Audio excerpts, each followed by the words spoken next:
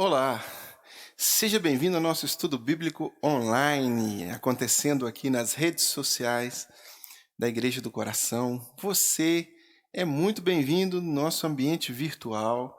Estamos aqui à sua disposição. Nosso objetivo como igreja é propagar os valores do reino do nosso Deus e ensinar, compartilhar, refletirmos juntos a respeito dos profundos ensinamentos do nosso Mestre, Jesus Cristo. Você é muito bem-vindo. Estamos agora numa série de estudos a respeito das ações ou dos atos dos primeiros discípulos de Jesus, os que foram convocados por Jesus logo no primeiro século ali, né, os apóstolos. Atos dos Apóstolos. Já vimos aí como que se deu essa organização das igrejas, como que se estruturou este trabalho missionário, esse trabalho evangelístico. E agora passamos por algumas ações dos apóstolos no início, agora estamos caminhando já lá para o final de Atos dos Apóstolos, nas atitudes de Paulo, né? Paulo, apóstolo Paulo. Semana retrasada vimos que Paulo estava em Atenas, semana passada vimos que Paulo foi para Corinto e hoje chegamos na Síria. Paulo vai viajar de Corinto para a Síria e algumas coisas vão acontecer com ele ali. E esse percurso histórico que nós estamos fazendo, este caminho que fazemos juntos a cada quinta-feira, às 8 horas, este caminho que fazemos juntos toda quinta-feira, 8 horas, é um caminho histórico, mas também devocional. Por quê?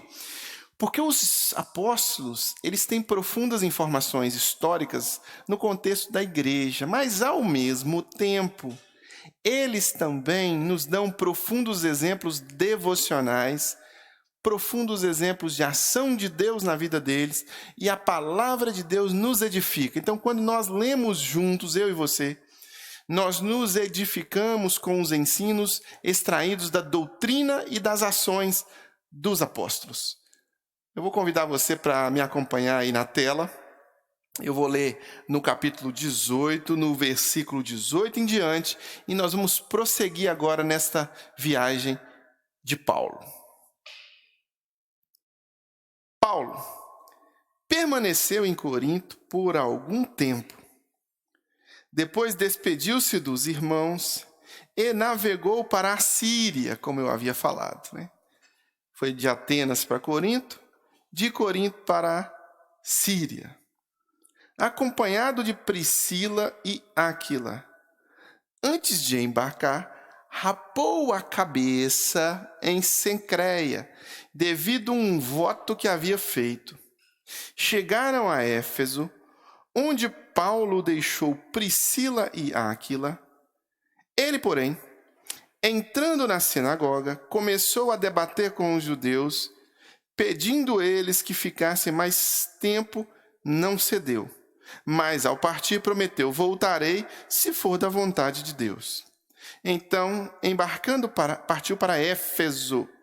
Ao chegar a Cesareia, subiu até a igreja para saudá-la e depois desceu para Antioquia.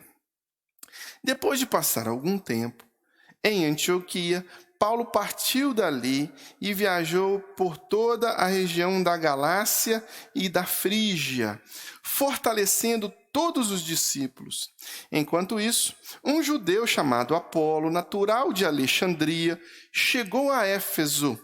Ele era um homem culto, tinha grande conhecimento das Escrituras. Fora instruído no caminho do Senhor e com grande fervor falava e ensinava com exatidão acerca de Jesus, embora conhecesse apenas o batismo de João. Logo começou a falar corajosamente na sinagoga. Quando Priscila e Áquila o ouviram, convidaram-no para ir à sua casa e lhe explicaram com mais exatidão o caminho do Senhor, o caminho de Deus. Querendo ele ir para Caia, os irmãos o encorajaram e escreveram aos discípulos que o recebessem. Ao chegar, ele auxiliou muitos os que pela graça haviam crido. pois refutava vigorosamente os judeus em debate público, provando pelas Escrituras que Jesus é o Cristo. Enquanto Apolo estava em Corinto, Paulo, atravessando as regiões altas, chegou a Éfeso, ali encontrou alguns discípulos. E lhes perguntou: vocês receberam o Espírito Santo quando creram? Eles responderam: não, nem sequer ouvimos que existe o Espírito Santo. Então, que batismo vocês receberam? Perguntou Paulo. O batismo de João, respondeu eles. Disse Paulo: o batismo de João foi um batismo de arrependimento. Ele dizia ao povo que cresce naquele que viria depois dele, isto é, em Jesus. Ouvindo isto, eles foram batizados em nome do Senhor Jesus. Quando Paulo lhes impôs a mão, veio sobre eles o Espírito Santo e começaram a falar em línguas e a profetizar. Eles eram ao todo cerca de 12 homens. Pois bem, aqui nós vemos o percurso histórico da vida e das viagens de Paulo ali, né? Paulo fazendo esse percurso, Priscila e Áquila com ele. E agora retomamos aqui no ponto inicial, porque entra aqui dois grupos de personagens muito interessantes. O primeiro é um personagem só, que é Apolo. O texto diz que ele é versado nas Escrituras. Então, o texto está dizendo que ele é versado nas Escrituras, possivelmente as Escrituras oriundas do cânon judaico, ou seja, o Antigo Testamento. Então, ele é de origem judaica, provavelmente tinha acesso ali a algum tipo de tradição oral do cristianismo, sabia a respeito de Jesus, mas ele tinha de forma incompleta, porque ele foi instruído até João, ou seja, ele tinha ali como mentor as ideias de João, aquele que é chamado de voz do que clama no deserto. O outro grupo de pessoas que nós acompanhamos no texto é um grupo de 12 apóstolos, 12 discípulos. De quem? De João também. 12 discípulos de João, que Paulo encontra com eles e que eles não ouviam ouvido nada sobre o Espírito Santo, e que Paulo ali ministra a eles e as coisas acontecem. Vamos voltar no início, quando Paulo sai de Corinto, chega na Síria, né? Então Paulo ele permanece em Corinto há algum tempo, se despede, vai para a Síria, se envolve com os irmãos ali, outros irmãos, Priscila e Áquila, viajando. Ele vai até uma sinagoga, como nós já explicamos que essa era a estratégia de Paulo, né? Ele queria anunciar Jesus, ele ia até uma sinagoga, começava ali a discutir, debater com os judeus.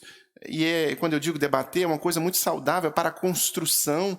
Não é como é hoje, que você fala preto, o outro fala branco e se torna seu inimigo, né? Não, era exposição e outra exposição, porque era uma espécie de contraposição, e o crescimento vinha disso. Às vezes, os judeus perdiam o debate, apelavam e queriam partir para a força, como fizeram com o Mestre Jesus, né? Mas aqui, no caso, não acontece isso. No texto que nós lemos, eles não só gostam do que Paulo os anuncia, mas eles ficam pedindo para Paulo não sair. Fica aqui mais tempo, não vai não, né? E aí Paulo, ele embarca para Éfeso e ele faz a promessa, né? Eu vou, assim, se for da vontade do Senhor, a gente passa de novo mais tempo aqui e tal. E quando Paulo sai, este cara chamado Apolo, ele chega nesta região. E ele começa a anunciar Jesus, só que acontece um detalhe que você pode passar desapercebido. No versículo 26 diz assim: logo começou a falar corajosamente na sinagoga. Quando Priscila e Áquila ouviram, convidaram-no para ir à sua casa e lhes explicaram com mais exatidão o caminho de Deus. Aqui tem uma informação muito importante. Apolo, ele era versado nas Escrituras, mas ele não sabia com exatidão o caminho de Deus. Então, ele tinha muita eloquência, ele tinha muita vontade de fazer aquilo, mas ele não tinha o conteúdo correto, como hoje.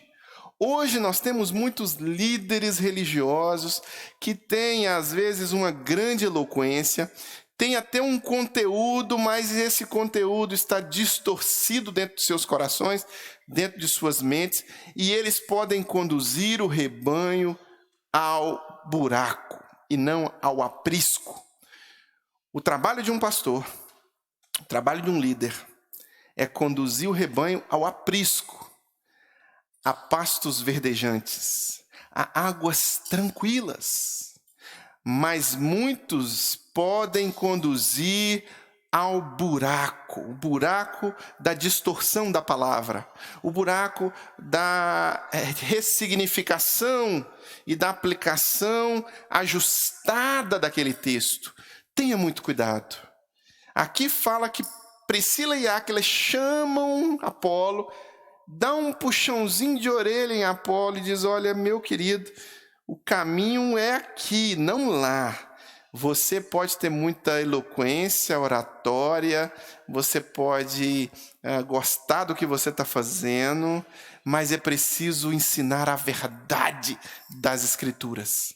E você que ouve a palavra, precisa ter no seu ouvido o filtro de verdade para quando você ouvir mensagem, quando você ouvir coisas que não têm exatidão da palavra, para você ser como o Bereano foi. Lá atrás, no estudo, nós vimos a igreja de Bereia. Eles examinavam as Escrituras para saber se as coisas que eram ditas pelos líderes eram realmente assim. É preciso, é a única certeza que uma igreja tem de estar no caminho certo, é se todos os seus membros estiverem focados na palavra, para saber as coisas corretamente, porque líder vai aparecer. Aparece um líder, aparece outro líder. Se a igreja não estiver fundamentada na palavra, edificada na palavra, ela vai ser conduzida ao buraco, ao invés de ser conduzida ao aprisco, ou a pastos verdejantes e águas tranquilas. Aqui fala que Apolo se ajusta, mas ele firmemente aprende a anunciar o evangelho de Jesus. O que nós temos que fazer como cristãos é seguir o bom exemplo de Apolo. Eu e você devemos anunciar Jesus. Ter boa vontade para anunciar Jesus. Mas o mau exemplo de não podermos anunciar Jesus sem conteúdo. Então nós devemos estudar a palavra. Nós devemos ouvir a palavra, nós devemos meditar na palavra, nós devemos ler a palavra todos os dias. Apolo tinha metade da informação. Ele pregava com eloquência, ele dizia, ele se expunha, ele ia lá na frente do povo e convencia a muitos daquilo que ele estava dizendo. Ele tinha ali convicção do que ele estava dizendo, mas ele não tinha a história completa, ele não tinha o anúncio completo, porque ele só era versado na história até o apóstolo João, até o João o Batista. Ou seja, ele fica ali anunciando parte da história, sem entender toda a história. E aí vem Priscila e Áquila, chamam ele e anunciam toda a história, e ele completa o seu raciocínio, e ele é instrumento de Deus. Então é preciso se aprofundar. Não dá para ser um cristão meia boca, não dá para ser um cristão que nada em águas rasas. O que acontece no Brasil hoje, nós temos uma geração de cristãos que nadam em águas rasas, que não mergulham em águas profundas da palavra de Deus. Líderes muito rasos.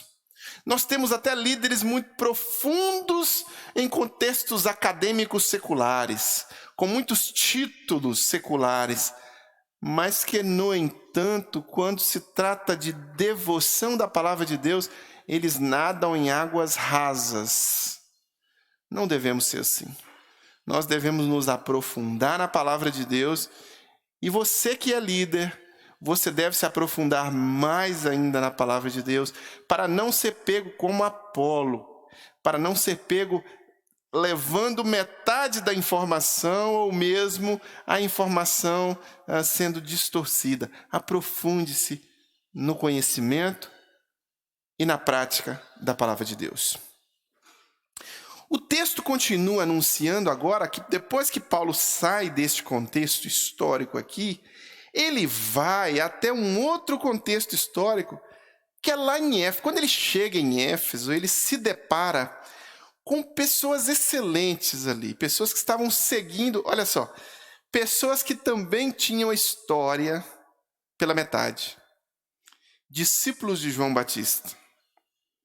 Ele sai de Corinto, vai para Éfeso, e quando ele questiona esses irmãos a respeito do Espírito Santo, olha para você ver. A história é a seguinte: Isaías profetizou a respeito da vinda do Messias. O Messias veio, então Mateus, Marcos, Lucas e João retrataram a vida do Messias. O Messias morreu e ressuscitou. A igreja fica como o corpo de Cristo, representando o noivo aqui na terra. Lucas retrata a história e nós estamos estudando justamente isso. Então, nesse interim de registro, de acontecimento ali em Atos, o Espírito Santo se materializa, se concretiza, né? A descida do Espírito Santo, já profetizada lá atrás pelo profeta Joel, né? E aí ocorre essa profecia, ela se concretiza. No entanto, a história para esses irmãos aqui, ela fica pela metade. Quando Paulo pergunta: quem são vocês, né? São discípulos de João, né? Aqui, ó, versículo 1 do capítulo 19. Enquanto Apolo estava em Corinto, Paulo, atravessando as regiões altas, chegou a Éfeso. Ali encontrou alguns discípulos e lhes perguntou: vocês receberam o Espírito Santo quando creram? Ué, se vocês são discípulos do Mestre, Jesus, né? Porque aqui na compreensão é que eles são discípulos de Jesus. Mas depois você percebe que eles não são discípulos de Jesus. Eles são discípulos do discípulo de Jesus. Eles são discípulos daquele que anunciava a vinda de Jesus, da voz do que clama no deserto, daquele que comia gafanhotos e mel silvestre, vestia em pele de camelo, vivia uma vida meio alternativa, meio underground, e era considerado meio maluco naquela época. Que foi degolado porque denunciou os pecados dos políticos naquela época, né? Os políticos estavam cometendo pecados e um deles vai lá e manda cortar a cabeça dele porque ele denuncia, ele luta contra a perversidade política, né? Na vida, inclusive privada, pessoal dos políticos daquela época. Eles responderam, olha o versículo, a continuação do versículo: não, nem sequer ouvimos falar de tal Espírito Santo. Então eles não sabiam.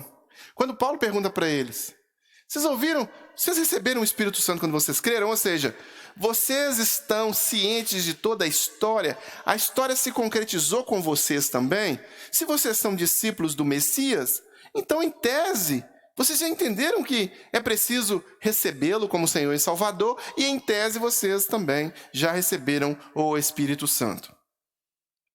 A resposta é surpreendente, a resposta é não. Nós nem nunca ouvimos falar sobre o Espírito Santo. Aí Paulo pergunta no versículo 3, então que batismo vocês receberam? Que batismo?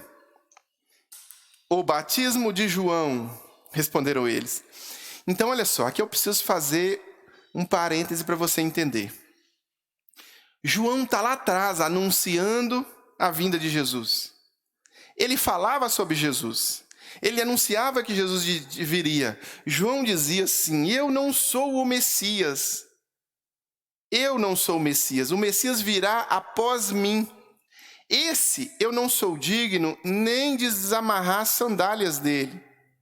Ele tem a sua mão, a pá, e ele vai fazer uma limpa na sua eira.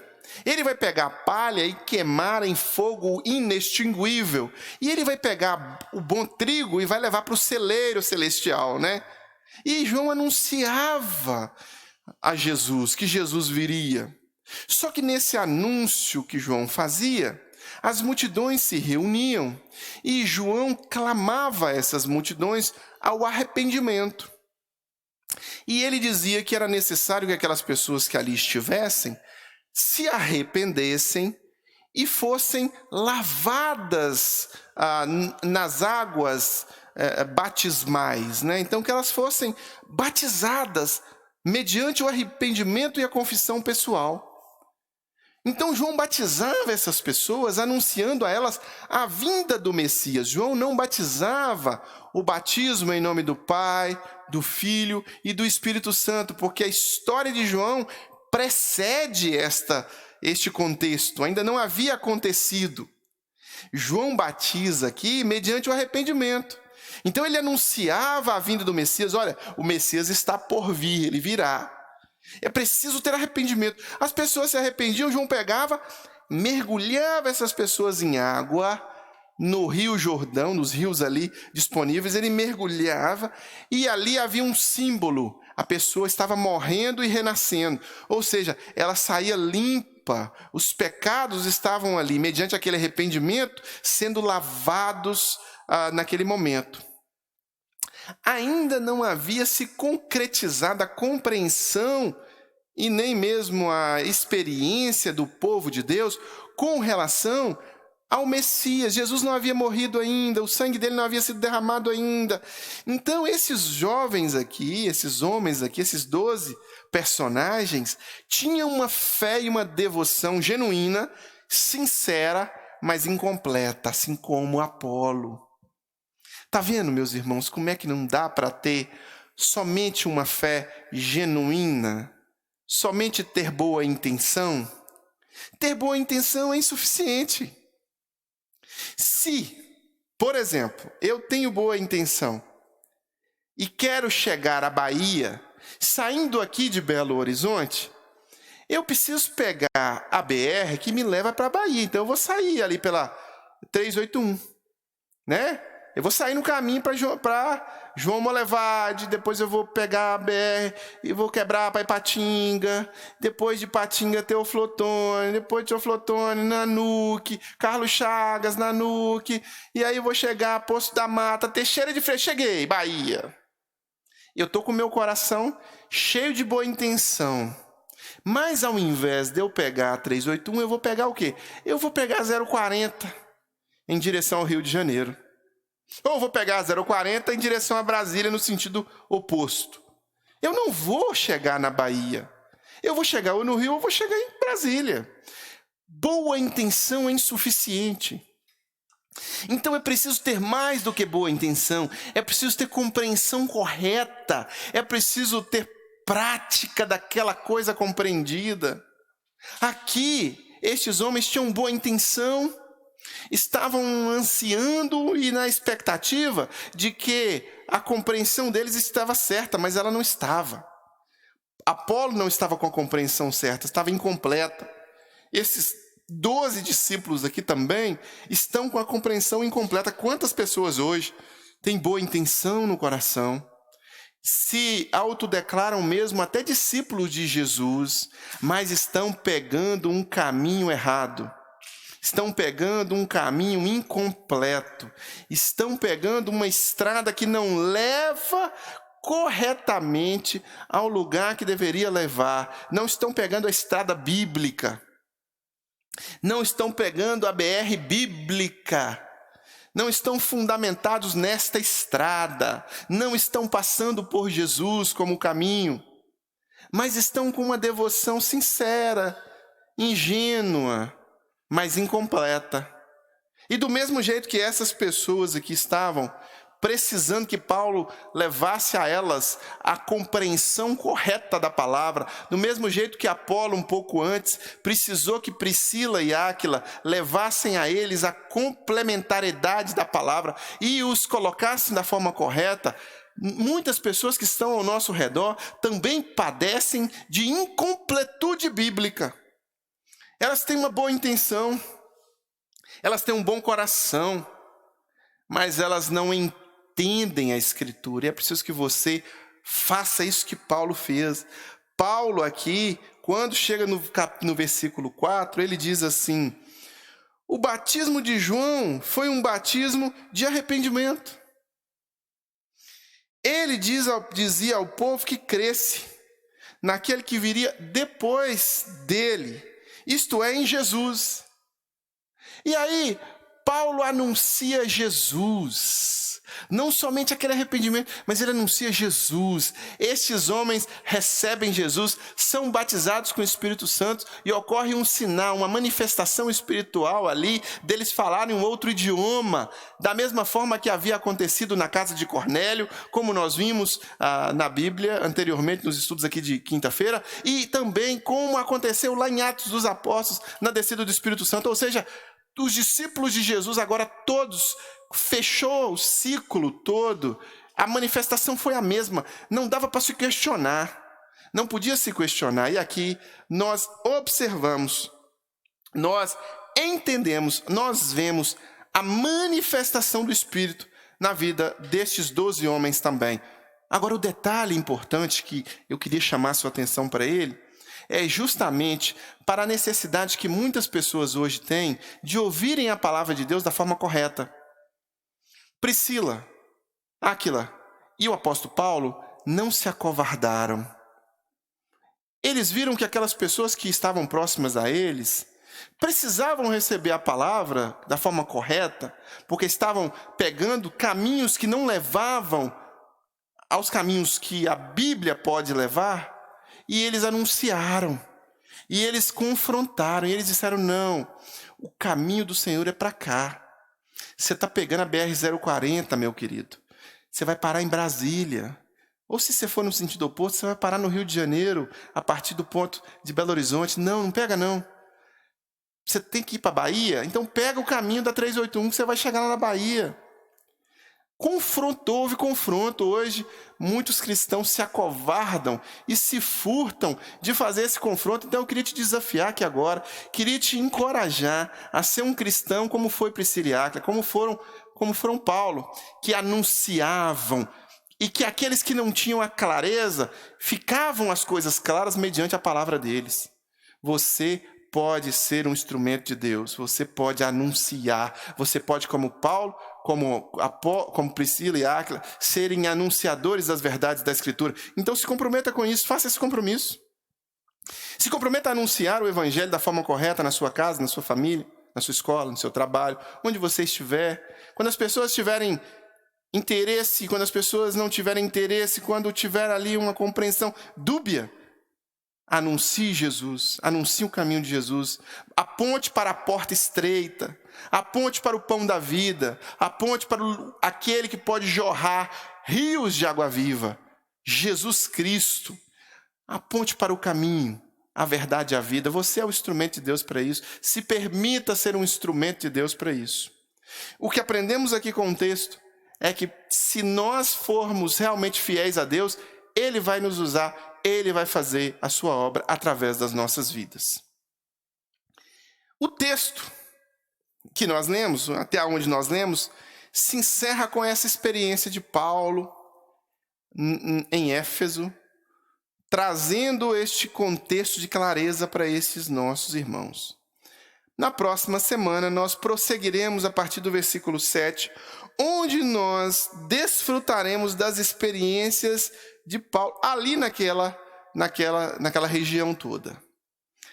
Eu quero encerrar orando por você, orando por sua família, agradecendo a você também, porque ora por nós, né? A Bíblia diz que são uns orando pelos outros, uns aos outros. Então eu já agradeço a você por orar por mim, por orar por minha família, por orar pela Igreja do Coração, e te encorajo a continuar firmes nas suas orações, mas agora eu quero orar por você. Antes disso, quero te fazer alguns convites. O primeiro deles é: venha reunir-se presencialmente conosco. Estamos aqui, Avenida Dom José Gaspar, número 185, no bairro Coração Eucarístico, aqui em Belo Horizonte. Estamos aqui reunindo a cada domingo, às 18 horas. Venha participar conosco. Agora, se você está longe, na Grande Belo Horizonte, fique ligado nas nossas programações online, né? Temos o Estudo Bíblico Online, que é na quinta-feira, 8 horas da noite. Temos o Escola Bíblica Dominical, que é um tempo maior, uma profundidade um pouco maior, uma interatividade um pouco maior. Acontece ao vivo, acontece numa sala de Zoom, e nós transmitimos para o Facebook, para o YouTube, todo domingo, 9 da manhã. Participe conosco, esteja interagindo, esteja participando. E nós temos, para você que está distante, a transmissão da mensagem no culto, na nossa celebração. Às 18h20, nós chamamos de refletir online. Nós vamos refletir juntos. 18h20, você se conecta e aí você tem ali o aviso de que a Igreja do Coração está online para você assistir a mensagem.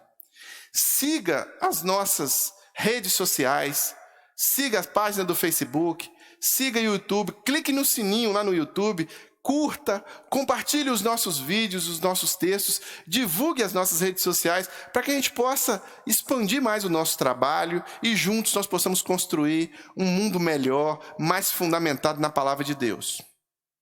Se você quiser ajudar financeiramente a Igreja do Coração, na sua tela aí está aparecendo a forma que você pode fazer. Você pode efetuar uma transferência bancária para a conta que está aí o CNPJ, está aí o nome da Igreja do Coração direitinho. Basta que você efetue uma transferência bancária, contribuindo com os seus dízimos, suas ofertas, para que a gente possa honrar os nossos compromissos mensais e também expandir os nossos horizontes. Nós carecemos de um lugar para reunir. Hoje, nós temos uma despesa alta em relação a nosso aluguel, por exemplo. Nós temos uma despesa bem alta aqui. E quem sabe você pode contribuir para que um dia a gente possa comprar um local. Talvez possa. Talvez você possa contribuir para que a gente consiga estabelecer esse local. E é com sua ajuda que a gente consegue fazer isso. Então, entregue seu dízimo, entregue sua oferta. Nos canais, aí na sua tela está como você fazer. Se você estiver ouvindo pelo Castbox ou pelo Spotify, eu quero encorajar você a mandar um e-mail para a gente, financeiro@igrejadocoração.com, perguntando como você pode contribuir, que nós vamos passar para você a conta direitinho e a forma que você tem de contribuir, tá bom? Eu quero orar por você agora e quero pedir que Deus o encoraje a ser um instrumento dele para ajudar as pessoas a ficarem com a mente mais clara em relação à palavra de Deus. Esse é o desafio de hoje. Instrumento para que as pessoas ao redor entendam o caminho a que deve ser, a que ele deve passar. Pai, em nome de Jesus, abençoe esse meu irmão, essa minha irmã que acompanha agora, que ouviu essa nossa reflexão e que é um instrumento do Senhor. Que o Senhor o use para a tua honra e tua glória. Que ele seja um instrumento para que outras pessoas entendam claramente a tua mensagem e que, como Paulo, como Priscila e Áquila foram, como instrumentos do Senhor, eles anunciem as verdades do teu reino para que as coisas fiquem claras na mente do teu povo. Deus, em nome de Jesus, abençoe esta família.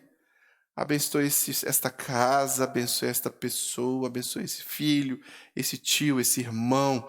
Que a unção do Senhor seja sobre esta família, a proteção do Senhor também. Que o amor de Deus o Pai, comunhão e consolação do teu Santo Espírito e graça de Jesus seja sobre todos. Amém e amém. Que Deus te abençoe. Até o nosso próximo encontro.